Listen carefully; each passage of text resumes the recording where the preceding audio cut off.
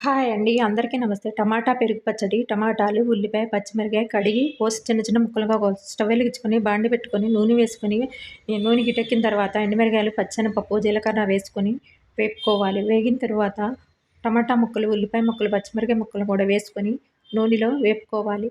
నూనెలో బాగా మగ్గనివ్వాలి. పచ్చడైతే చాలా టేస్ట్‌గా ఉంటుందండి.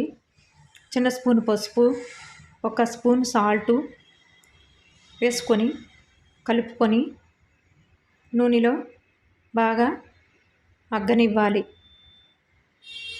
స్టవ్ ఆఫ్ చేసుకోవాలి. పెరుగును వేసుకొని కలుపుకోవాలి. టమాటా పెరుగు పచ్చడండి. ఈ వీడియో నచ్చితే లైక్ చేయండి, షేర్ చేయండి, సబ్స్క్రైబ్ చేయండి. ఒక లైక్ ఇవ్వండి. Thank you.